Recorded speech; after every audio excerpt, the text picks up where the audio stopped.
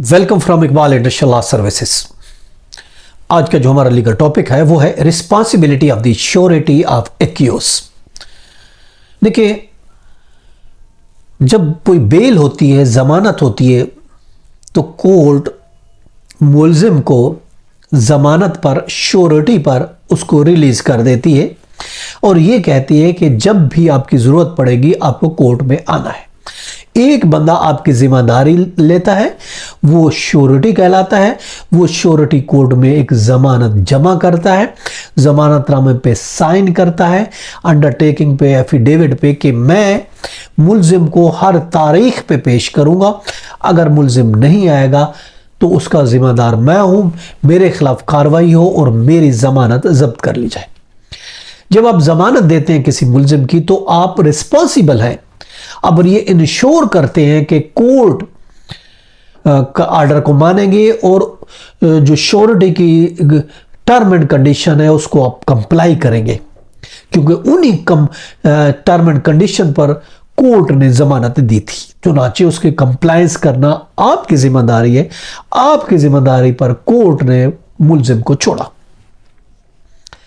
साफ ज़ाहिर है आपने उसके साथ साथ एक तो खुद पर्सनल बांड दिया, साथ जमानत में भी कुछ आपने, जितनी की जमानत थी 50,000 की थी, 1 लाख की थी, 5 लाख की थी, 10 लाख की थी, जितनी थी उसके बदले में आपने कोई श्योरिटी रखी, आपने सॉल्वेंट श्योरिटी रखी, कोई डॉक्यूमेंट्स रखे किसी प्रॉपर्टी के, किसी गाड़ी के, किसी प्लाट के, किसी एसेट्स के, और साथ हल्फ भी दिया कि हर तारीख पर मुझे मुल्जिम को पेश करना है। अगर मैं नहीं करूँगा और तो फिर मुल्जिम अगर जंप कर जाए तो उस सूरत में मेरी ये जमानत कोर्ट जब्त कर ले, बहक के सरकार जब्त कर ली जाएगी और जमानत की शर्त पूरी करना ये जमानती की जिम्मेदारी है।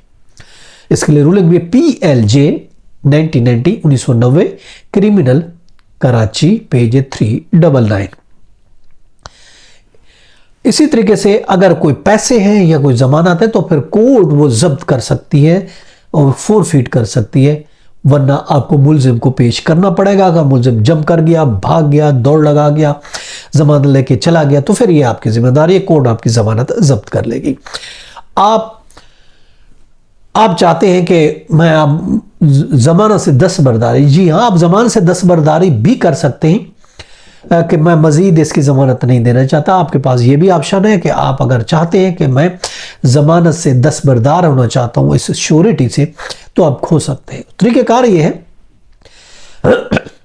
तरीक़ेकार ये होगा कि आप मुल्जिम को कोर्ट में पेश करें और साथ दरख्वास्त लगा दें कि ये बंदा हाजिर है, मैं ज़मानत विड्रा कर रहा हूँ, तो कोर्ट उसको अपनी कस्टडी में ले लेगी या तो कोई दूसरी श्योरिटी का इंतजाम करेगा।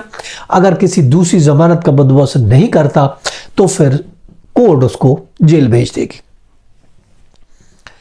देखिए, 499 CRPC में आपने एक बांड दिया होता है, एक्यूज ने भी और श्योरिटी ने भी।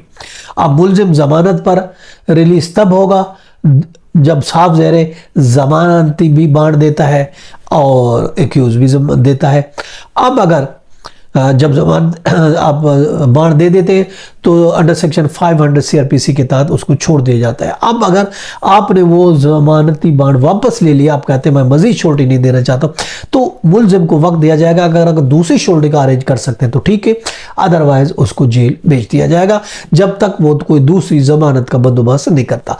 लेकिन आप ऐसे जमानत दस्तबरदार नहीं हो सकते। याद रखें, मुल्जिम को हर हालत में कोर्ट में पेश करना पड़ेगा, या जैसे डेट है, डेट वाले दिन अब सुबह सवेरे आज एप्लीकेशन लगा दे, मुल्जिम कोर्ट में मौजूद होगा तो फिर कोर्ट उससे दूसरी श्योरिटी मांगेगी, वरना उसको जेल भेज देगी। इस तरीके से आप अपनी रिस्पॉन्सिबिलिटी से निकल सकते हैं। अदरवाइज आप रिस्पॉन्सिबल है, आपकी श्योरिटी कोर्ट जब्त करेगी और आपको नोटिस करेगी कि आप मुल्जिम को पेश करें और आपने जो पैसा, जो प्रॉपर्टी दी थी वो कोर्ट जब्त कर लेगी। यह था तरीकेकार। आज का टॉपिक, फिर मिलते हैं। अल्लाह हाफिज।